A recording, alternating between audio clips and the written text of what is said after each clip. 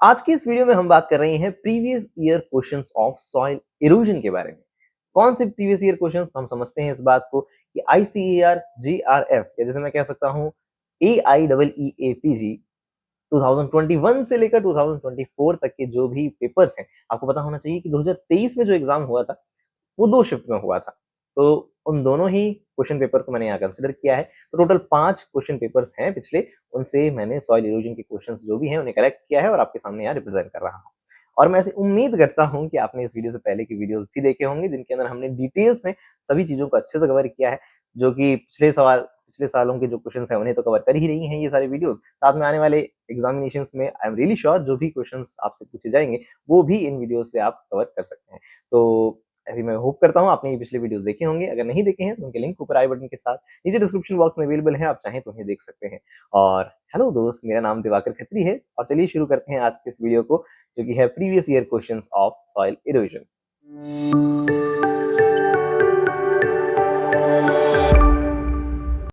तो शुरुआत करते हैं पहले आईसीएआर जेआरएफ के 2024 यानी लेटेस्ट एग्जाम जो हुआ है उसके अंदर क्या सवाल पूछे गए सॉइल इरोजन से रिलेटेड। तो सबसे पहला सवाल आज का जो वो ये है, असर्शन रीजन क्या है। मैंने कई बार पिछले वीडियोस में भी आपको इस चीज के लिए मेंशन किया था कि भाई रेनफॉल इरोजन इंडेक्स अच्छे से पढ़ लो, क्योंकि ये पिछले सालों में पूछा गया है। तो वो यही था क्वेश्चन कि the effective rainfall erosion index of a given area is linearly proportional to the percentage of ground that is not covered by the vegetation. और रीजन बताया गया है कि the rain erosion index EI 30 जिसे हम कह देते हैं includes both the kinetic energy of rain and 30 minute maximum, हम कह सकते हैं 30 मिनट रेनफॉल इंटेंसिटी। क्या लगता है आपको? अपना आंसर अपने दिमाग में आपने सोच लिया होगा। मैं आपको आंसर रिवील कर रहा हूं। तो आंसर जो इसका ऑफिशियल है वो है सेकंड, यानी both assertion and reason are correct, पर दोनों ही बातें एक दूसरे को एक्सप्लेन नहीं कर रही हैं। क्योंकि पहली बात जो है वो मान लेते हैं दोनों बातें हैं रिलेटेड, तो यही है कि रेनफॉल इरोजन इंडेक्स से ही रिलेट कर रही हैं। दिमाग में आता है कि भाई जब रिलेट कर रही हैं तो कर दो, मतलब फर्स्ट आंसर कर देना चाहिए, लेकिन ऐसा नहीं है। देखिए पहले के अंदर जो हमको बताया है इफेक्टिव रेनफॉल इरोजन इंडेक्स का रिलेशन बताया है वेजिटेशन के साथ, कि भाई साहब अगर वेजिटेशन कम होगा जमीन पे तो हम देख सकते हैं सॉइल का इरोजन ज्यादा होगा। ये बात समझ आती है हमें कि रेनफॉल इरोजन इंडेक्स जो है वो लीनियरली प्रोपोर्शनल कहा जा सकता है कि नॉट कवर्ड बाय वेजिटेशन, मतलब जितना कम वेजिटेशन होगा तो हम कह सकते हैं उतना हम सॉइल इरोजन या सॉइल का लॉस ज्यादा देख सकते हैं। ये बात तो सही है, लेकिन रेन यहाँ दूसरे में डेफिनेशन दी गई है रेन इरोजन इंडेक्स की EI30। ये सिर्फ ये बता रहा है कि इसके अंदर क्या क्या मेंशन होता है। EI30 में E मतलब काइनेटिक एनर्जी होता है, I30 मतलब इंटेंसिटी होता है। तो ये मैंने आपको पिछले वीडियोस के अंदर अच्छे से बताया है, तो आई होप आपने वो वीडियो देखा होगा। तो खैर इसका मतलब आप समझ चुके हैं अब कि ये दोनों बातें सही हैं लेकिन एक दूसरे को एक्सप्लेन नहीं कर रही है। फटाफट से नेक्स्ट क्वेश्चन की तरफ आगे बढ़े तो वो क्या है। नेक्स्ट क्वेश्चन जो है वो ये है कि parent material transported by wind is known as. Wind से जो ट्रांसपोर्ट होता है उसे क्या कहते हैं? अब आप कहेंगे कि डिपॉजिट जो है विंड के कारण जो डिपॉजिट्स होते हैं उसे या तो हम एओलियन कहते हैं या हम उसे लॉइस कहते हैं, राइट। दोनों में से एक आंसर होना चाहिए।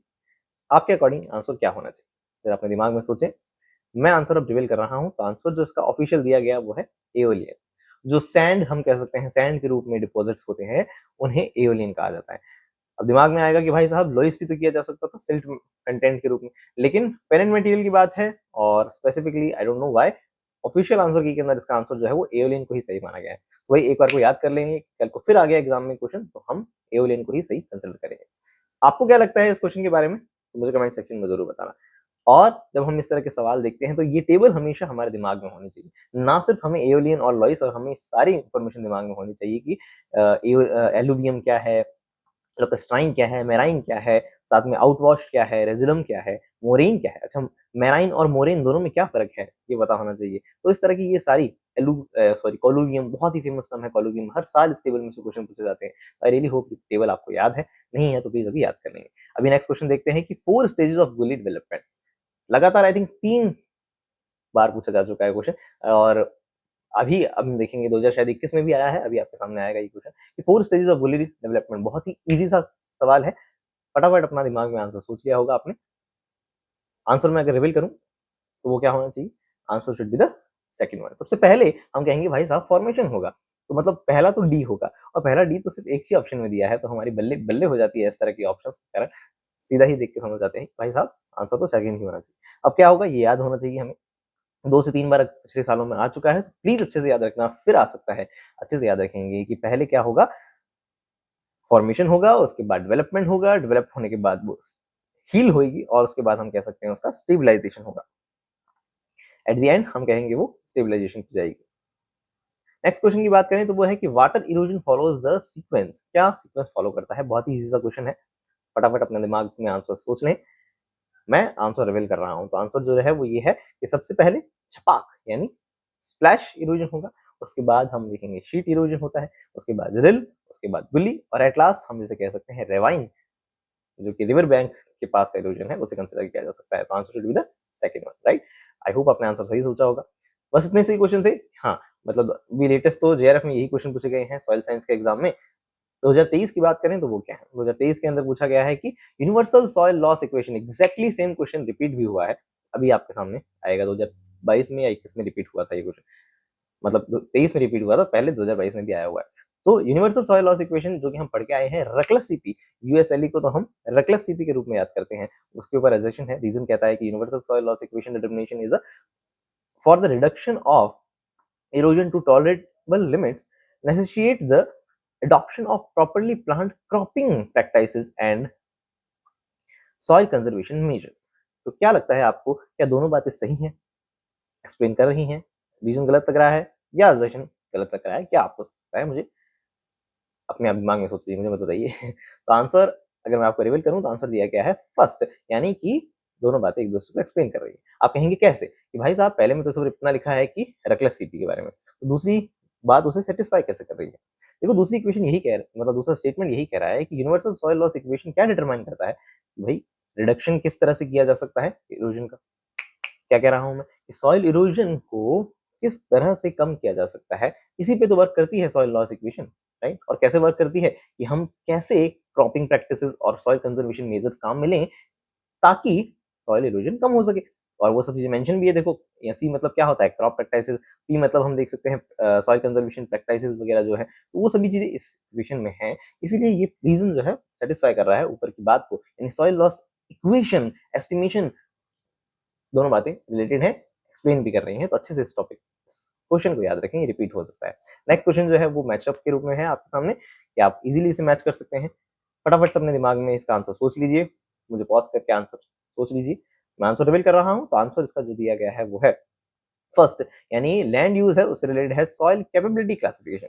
लैंड कैपेबिलिटी क्लासिफिकेशन के ऊपर मैं ऑलरेडी एक वीडियो बना चुका हूं, जिसके अंदर हम अलग अलग लैंड से रिलेटेड जो कलर्स होते हैं उन्हें भी याद करते हैं, उनकी प्रॉपर्टीज को याद करते हैं। लैंड कैपेबिलिटी क्लासिफिकेशन का डिटेल्स कंप्लीट डिटेल्स मैंने एक वीडियो में कवर की है। आई रियली होप आपने वो वीडियो देखा होगा, वो बहुत ही ज्यादा मतलब हिट वीडियो है इस चैनल का, मतलब अच्छे व्यूज हैं उसके ऊपर, तो आप प्लीज उसी वीडियो को देखें, वो बहुत ज्यादा इंपॉर्टेंट वीडियो है। तो खैर आई होप इस तरह के आप बात समझ गए कि सीएन रेशियो जो है वो मिनरलाइजेशन और इमोबिलाइजेशन से रिलेटेड है। बिल्कुल, मैं पूछूं आपसे नाइट्रोजन का मिनरलाइजेशन और इमोबिलाइजेशन के लिए क्या रेशियो रिक्वायर्ड होता है, सीएन रेशियो, है ना? तो आपको पता होगा, नाइट्रोजन का भी पता होगा, फॉस्फोरस का भी पता होगा, तो मुझे कमेंट सेक्शन में जरूर बताना। नेक्स्ट है सॉइल एंड वाटर कंजर्वेशन जो है उससे रिलेटेड है ऑफकोर्स कवर क्रॉप। आप कहेंगे हम तो नहीं समझ रहे थे, तो मतलब आपने पिछले वीडियोस नहीं देखे हैं या आप पढ़ाई करके नहीं आए हो। तो मतलब सॉइल एंड वाटर कंजर्वेशन से रिलेटेड ऑफकोर्स कवर क्रॉप है, लाइव क्रॉप या मल्चेस जिन्हें हम कह सकते हैं, तो वो सॉइल एंड वाटर कंजर्वेशन से रिलेट कर सकते हैं हमें। तो नेक्स्ट क्वेश्चन की बात करें तो रिपेरियन इरोजन मुझे लगता है बहुत ही जरूरी है, क्योंकि मैंने ये सीयूईटी पीजी का एग्जाम दिया था, तो उसमें भी मैंने ये क्वेश्चन देखा था, और हाँ उसी एग्जाम में मैंने देखा था। तो रिपेरियन इरोजन, लेकिन नोट्स में कहीं भी नहीं था ये, तो इसलिए बहुत इंपॉर्टेंट है। गैस करिए इसका आंसर क्या होना चाहिए। आंसर रिवील करूं मैं, तो आंसर जो है उसका वो है बैंक ऑफ स्ट्रीम। तो कहने का मतलब ये हुआ कि रिवर बैंक रिपेरियन इरोजन जो है वो रेवाइन इरोजन जैसा ही है। तो बिल्कुल, तो याद रखना है bank of streams, banks of stream या जो नदियां हैं, नदियों के पास का जो इरोजन है उसी के लिए टर्म यूज की जाती है रिपेरियन इरोजन। तो इंपॉर्टेंट है, याद रखना, अगले साल फिर आ सकता है, तो प्लीज बहुत इंपॉर्टेंटली याद रखना। शिफ्ट सेकंड की बात करें तो ये क्या क्वेश्चन लेके आए हैं, तो हम देखेंगे मैच करना है वही लैंड कैपेबिलिटी क्लासिफिकेशन से रिलेटेड। पहली क्लास तो सबको याद होनी चाहिए, एटलीस्ट पहली और लास्ट तो याद होनी चाहिए। देखो उसका कलर तो फिक्स है, बाकी कलर्स जो है अलग अलग बुक्स में दिए गए हैं, मैं जानता हूँ कंफ्यूजिंग है, आप इस चीज को एक्सपीरियंस कर चुके होंगे। भाई साहब अलग अलग बुक्स में अलग अलग कलर दे दिए जाते हैं, तो हम कंफ्यूज हो जाते हैं। लेकिन पहली और आखिरी क्लास तो सबको याद होनी ही चाहिए ना। तो वो फर्स्ट क्लास तो क्या है, पिंक सॉरी ग्रीन है। और हम बात करें अच्छा लास्ट क्लास दी नहीं इन्होंने, तो फोर्थ क्लास दी है, तो उसके साथ अगर आप रिलेट करेंगे, अच्छा ये भी चलो पकड़ के देखते हैं, क्लास फर्स्ट, बी का तो फर्स्ट होना चाहिए। अब बी का फर्स्ट तो भाई साहब सिर्फ एक ही ऑप्शन में दिया गया है, इसका मतलब सेकंड आंसर तो सही हो गया, है ना। तो अकॉर्डिंग टू आईसीएआर हम याद करना चाहें कुछ सही कलर्स, तो वो क्या याद कर सकते हैं कि पहली बात कि क्लास फोर्थ जो है उसके लिए पिंक कलर बताया गया है, और बी का फर्स्ट हो ही गया। सी का थर्ड मतलब थर्ड क्लास के लिए बताया गया है ब्राउन कलर, सेकंड क्लास के लिए येलो कलर। ये भी बहुत फेमस है, इंपॉर्टेंट है, सेपरेटली पूछा जाता है कि भाई साहब कौन है ये भाई साहब, बार बार मेरे मुंह से भाई साहब निकल रहा है, चलो कोई बात नहीं। क्लास सेकंड जो है उसके लिए येलो कलर होता है, ये याद रखना इंपॉर्टेंट है। क्लास थर्ड के लिए ब्राउन कलर है, ये इंपॉर्टेंट है। फोर्थ के लिए pink, I am not sure ये सही है या नहीं, बट देख लेना। बट ये जो है आईसीआर के अकॉर्डिंग दिया गया आंसर है। नेक्स्ट हम देखें तो trees and shrubs commonly planted in the rows at the right angle to the prevailing winds are known as. Trees और स्पेसिफिकली श्रब्स की बात हो रही है, तो क्या हम उसे विंड ब्रेक कहेंगे या क्या हम उसे शेल्टर बेल्ट कहेंगे? सीधी सी बात है भाई साहब, जब विंड ब्रेक दिया ही नहीं है तो शेल्टर बेल्ट ही कहना चाहिए। लेकिन कंफ्यूजन अगर क्रिएट करना चाहें इस क्वेश्चन को और वो कंफ्यूजिंग बनाना चाहें, तो वो क्या हो सकता है, विंड ब्रेक रखते हैं ऑप्शन। तो लेकिन इजी सा क्वेश्चन ऑफ कोर्स पूछा गया, तो आंसर क्या होना चाहिए, शेल्टर बेल्ट्स होना चाहिए। नेक्स्ट अगर हम देखें तो black gram as a cover crop to reduce surface run off and loss during the, आपने ब्लैक ग्राम को बोल्ड क्यों किया है? क्योंकि ये ऐसा नाम है जो प्रीवियस ईयर क्वेश्चन में बार बार उछल उछल के सामने आया। तो याद रखना है कि ब्लैक क्राउन जो है सॉइल इरोजन को रोकने के लिए सबसे बढ़िया क्रॉप मानी जा सकती है। हमने सॉइल इरोजन परमिटिंग क्रॉप्स और सॉइल परमिटिंग और दूसरा रेजिस्टिंग क्रॉप्स के बारे में बात करी थी, तो वो वहां हमने ये हॉर्स ग्राम के रूप में नाम देखा था, तो वही ब्लैक ग्राम के रूप में कई बार आईसीआर के एग्जाम में पूछा जा चुका है। तो प्लीज इस टर्म को याद रखना, मतलब इस क्रॉप को याद रखना जरूरी है। दूसरा स्टेटमेंट कहा गया है कि black gram as a life live mulch, बिल्कुल कवर क्रॉप को ही लाइव मल्च कह सकते हैं, to reduce the surface run off and loss during the rainy season. Of course दोनों बातें सही हैं, राइट। तो answer should be the first one. Okay, next अगर हम बात करें तो वो क्या है कि gully erosion occurs when the water is channeled across the unprotected land, ठीक है, and washes away the soil along the drainage lines। बिल्कुल, जो मोटी मोटी गुलीज बन जाएंगी उसके साथ के अंदर, उसके अंदर ड्रेनेज के रूप में सॉइल का लॉस होता है, बिल्कुल सही बात है। डिवॉइड ऑफ वेजिटेशन, वेजिटेशन कम होगा, इनअप्रोप्रिएट लैंड यूज होगा। इनअप्रोप्रिएट लैंड यूज का क्या मतलब है कि ज्यादा ही ग्रेजिंग कर ली गई है या ज्यादा ही एक्सप्लॉइटेशन हो रहा है उस जमीन का। And compaction of the soil caused by greasing caused the woolly erosion. बिल्कुल, क्या कहते हैं आप, क्या दोनों बातें एक दूसरे को एक्सप्लेन कर रही हैं? सोचिए अपना आंसर। आंसर मैं आपको रिवील करूं, answer should be the first one. बिल्कुल, वुली इरोजन होता है क्योंकि, है ना, इसको हम ऐसे रिलेट कर सकते हैं, क्योंकि डिवॉइड ऑफ वेजिटेशन और इस तरह का किया जाए तो फिर उससे वुली इरोजन होगा। दोनों बातें एक दूसरे से रिलेटेड ही हैं और एक दूसरे को एक्सप्लेनेशन भी दे रही हैं। नेक्स्ट हम देखेंगे विंड इरोजन इक्वेशन। यही मैं कह रहा था कि एग्जैक्टली क्वेश्चन पूछा जा चुका है ना। तो यही देखो, पहले यूएसएलई के नाम पे पूछ लिया गया था, अब बस इक्वेशन चेंज कर दी, स्टेटमेंट सेम रखे हैं। विंड इरोजन इक्वेशन नाम यानी इक्लवसी। इक्लवसी क्या है भाई साहब, एक लव सी। मैं इक्वेशन को मैंने इस तरह से याद करवाया पिछले वीडियोस में भी आपको, तो आप समझते होंगे। तो खैर, विंड इरोजन जो है वो इक्लवसी के रूप में याद किया जाता है, ये बात हम जानते हैं।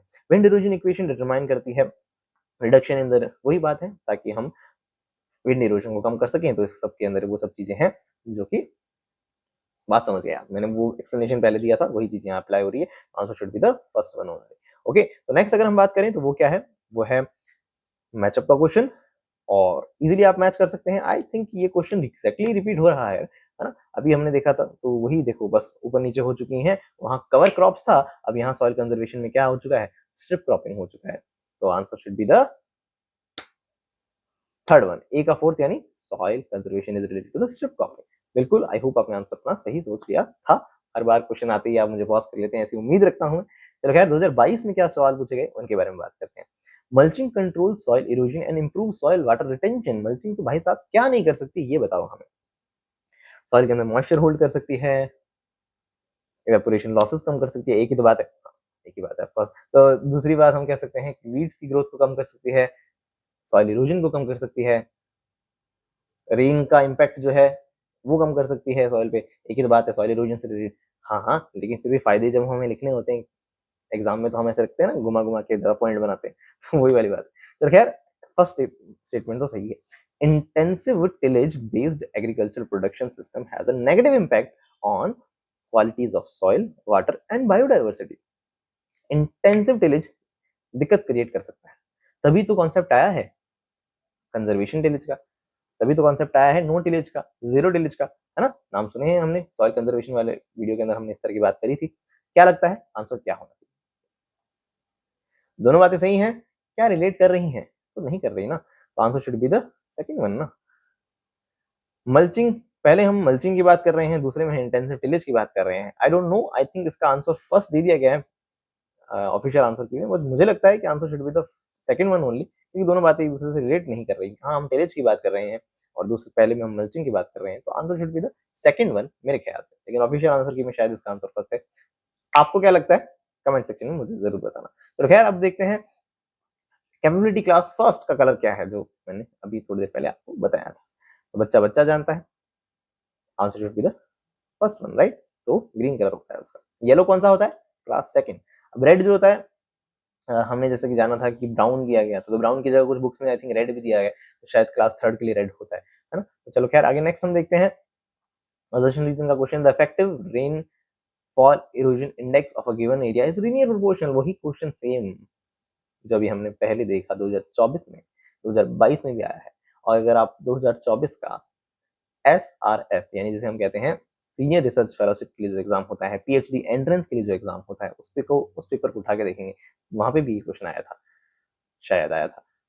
तो मुझे लगता है कि ये इंपॉर्टेंट है, तो प्लीज इस तरह के, मुझे ऐसा लग रहा है कि आया था, क्योंकि एग्जैक्टली तो शायद I don't remember, but I think आया था। तो प्लीज इस क्वेश्चन को अच्छे से याद रख लेना, अगले साल फिर आ सकता है। 2022 में आ गया, 24 में आ गया, 25 को फिर भी आ जाएगा, तो फिर मजे आ जाएंगे हमें। क्यों? क्योंकि हमें तो आंसर याद है, सेकंड होना चाहिए इसका आंसर। चलो नेक्स्ट हम देखते हैं हाईएस्ट विंड इरोजन कहाँ होता है? मेरे घर पे क्या बात कर रहे हो? वेस्ट इंडिया यानी राजस्थान जैसे इलाकों के अंदर हम कहते हैं ज्यादा होता है। नेक्स्ट है इरोजन रेजिस्टेंट क्रॉप कौन सी है? समझ चुके हैं आंसर? मैं चीख चीख के पहले पहले पहले एक क्रॉप पे फोकस कर रहा था, तो वही है यानी ब्लैक ग्राम, राइट? नेक्स्ट हम बात करें तो वो क्या है? 4 स्टेजेस ऑफ गुल्ली डेवलपमेंट 2024 में आया, 2022 में फिर आ गया। आंसर बताने की जरूरत आपको नहीं है, समझ चुके हैं आप इसका आंसर। पहले क्या होना चाहिए? पहले होगा इसका फॉर्मेशन, उसके बाद होगा डेवलपमेंट, उसके बाद होगा हीलिंग, और उसके बाद हो जाएगी स्टेबलाइज। ओके, स्टेबलाइजेशन लास्ट में आता है ना? चलो नेक्स्ट है बायोलॉजिकल मेजर्स, यदि हम एग्रोनॉमिक मेजर्स कहते हैं, वो कौन सा है? कवर क्रॉप्स भी हो सकता था आंसर, ऑप्शन में नहीं है। स्ट्रिप क्रॉप भी हो सकता है, दोनों हो सकता है। अभी लेटेस्ट एग्जाम में ऐसा होगा, पहला ऑप्शन स्ट्रिप क्रॉपिंग दे देंगे, दूसरा ऑप्शन कवर क्रॉपिंग दे देंगे, तीसरा ऑप्शन बोथ कर देंगे, तो आंसर क्या होगा? बोथ होगा ना मेरे भाई। Bench terracing, contour bench terracing, broad base terrace, इन सब की बातें मैंने पिछले वीडियो में आपको बताई हैं, सॉइल कंजर्वेशन वाले वीडियो में। आई होप आपने वो वीडियो देखा होगा। आप कहेंगे आप होप करते रहो, हमने कुछ नहीं देखा, कोई बात नहीं दोस्त। नेक्स्ट हम देखते हैं फिजिकल साइंस 2021 का पेपर। अब मैंने जो करना था, मतलब मैंने अपना काम किया है, अब आपका काम है। अब ये होमवर्क है आपका, 2021 के जो भी आंसर्स हैं बहुत इजी से हैं, कमेंट सेक्शन में मुझे सारे आंसर बताइएगा। 11 क्वेश्चन है आई थिंक, सभी के आंसर मुझे बताइएगा। पहले क्वेश्चन के अंदर पूछा है कि कौन in situ soil moisture conservation का तरीका नहीं है? बताइए। Live mulching, straw mulching, plastic mulching या वीडिंग? बहुत इजी सवाल है यार, 2021 में सवाल ऐसे आते थे, काश आज भी ऐसे सवाल आ जाए। नहीं है यार, अच्छा है कि नहीं आते, क्योंकि लेवल जितना अच्छा होगा एग्जाम का, तो क्वालिटी पर्सन जो है वो सेपरेट हो जाएंगे, है ना? इजी फुद्दू क्वेश्चन तो हर कोई कर लेगा यार, फिर तो रैंक निकालना मुश्किल हो जाएगा। लेकिन इस तरह के मतलब जो अब क्वेश्चन आ रहे हैं, रीजंस के आ रहे हैं, स्टेटमेंट्स के क्वेश्चन आ रहे हैं, मुझे लगता है वो बेहतर तरीका है, अच्छा है कि क्वेश्चन पेपर थोड़े से मॉडरेट लेवल के बनते हैं, इजी नहीं बनते हैं। चलो खैर नेक्स्ट, ज्ञान नहीं देना चाहिए मुझे ज्यादा। नेक्स्ट हम देखेंगे terracing is an effective method of soil conservation in which area? बताइए मुझे कमेंट सेक्शन में। नेक्स्ट पूछा है कि एग्रोनॉमिक मेजर सॉइल कंजर्वेशन से रिलेटेड कौन है? जानते हैं इसका आंसर आप? बताइए मुझे कमेंट सेक्शन में। मल्च कंजर्व सॉइल मॉइस्चर, कुछ नहीं बोल सकता मैं। और mulches cut off solar radiation falling on the soil surface and reduce the evaporation. क्या लगता है, सही बात है कि नहीं है? कमेंट सेक्शन में बताइएगा। शिफ्टिंग कल्टीवेशन को क्या कहा जाता है? यार ये तो मैं चाहकर भी अपने आप को रोक नहीं पाऊंगा इसका जवाब आंसर बोलने पर, लेकिन रोकना जरूरी है। बताइए मुझे comment section. Ploughing across the slope, across the slope, across across across the slope, तो इसका आंसर क्या होना चाहिए? बताइएगा मुझे कमेंट सेक्शन में, है ना? अलोंग द स्लोप होता है, एक होता है अक्रॉस द स्लोप, मैंने पिछली वीडियो में आपको बताया है अच्छे से, आई होप आपको पता होगा इसका answer, right? Next land capability classification suitable क्या होना चाहिए? सूटेबल फॉर कल्टीवेशन, कौन सी क्लासेस सूटेबल हैं? जानते हैं आप? बिल्कुल जानते हैं, कमेंट सेक्शन में बताइए मुझे। नेक्स्ट है ऑर्गेनिक मल्चेस जो हैं काम में ली जाती हैं किस लिए? जानते हैं आप? बिल्कुल जानते हैं आप, कमेंट सेक्शन में मुझे ज़रूर बताइए। नेक्स्ट है advance stages of sheet erosion क्या है? शीट का अगला बंदा कौन है? वो तो सीक्वेंस याद करके आए हैं हम, किसी का भी कोई एडवांस पूछ लो, हम जानते हैं, तो आप जानते हैं इसका आंसर, मुझे कमेंट सेक्शन में बताइए। मोस्ट इरोजन रेजिस्टेंट कितनी बार आया है क्वेश्चन? 3 बार हो गया ना ये, इस वीडियो में 3 बार हो गया। 2020 के शायद पेपर में भी होगा ये, तो क्या। नेक्स्ट हम देखते हैं विंड इरोजन इक्लवसी के अंदर आई क्या होता है? बताइए मुझे कमेंट सेक्शन में। Next, thanks. मतलब इतने ही थे? बिल्कुल इतने ही थे। 2021 तक के क्वेश्चंस मैंने यहाँ मेंशन किए हैं, 2020 के भी क्वेश्चंस हैं मेरे पास, बट मैंने न जाने क्यों डाला नहीं उसे, शायद टाइम का कुछ कमी होगी। कोशिश करूंगा डिस्क्रिप्शन बॉक्स में रख देंगे 2020 के भी सॉइल इरोजन के क्वेश्चंस डिस्क्रिप्शन बॉक्स में रख देंगे, या एक मैं कमेंट कर दूंगा, पिन कर दूंगा, उसको भी आप पढ़ लीजिए। 2020 के क्वेश्चन भी देख लीजिए, 20 और 21 के क्वेश्चन बहुत ईजी है। चलो खैर, मिलेंगे नेक्स्ट वीडियोस के अंदर जिनके अंदर मैं कोशिश कर रहा हूँ कि अब मैं काम करूंगा सॉइल एनालिटिकल केमिस्ट्री पर। जो भी इंपॉर्टेंट टॉपिक्स हैं सभी को कवर करने की कोशिश करेंगे, and I really hope that series will be really helpful for your examinations. इसके अलावा भी कोई आपके पास सजेशन हो, दिमाग में कोई बात हो, ये वीडियो आपको कैसा लगा, अच्छा लगा, बुरा लगा, जो कुछ भी दिमाग में हो आपके, प्लीज मुझे कमेंट सेक्शन में जरूर बताएं। मुझे अच्छा लगेगा कि आप क्या सोचते हैं। मुझ तक आए तो सही है बात, मैं अपनी दुनिया में ऐसा लग रहा है मैं अलग ही दुनिया में जी रहा हूँ, मुझे पता ही नहीं लोगों को पसंद भी आ रहा है कि नहीं आ रहा करते। तो प्लीज, या जो भी है आपके मन में, प्लीज मुझे कमेंट सेक्शन में जरूर बताएं। मिलते हैं नेक्स्ट वीडियोस के अंदर, तब तक के लिए बाय बाय, टेक केयर।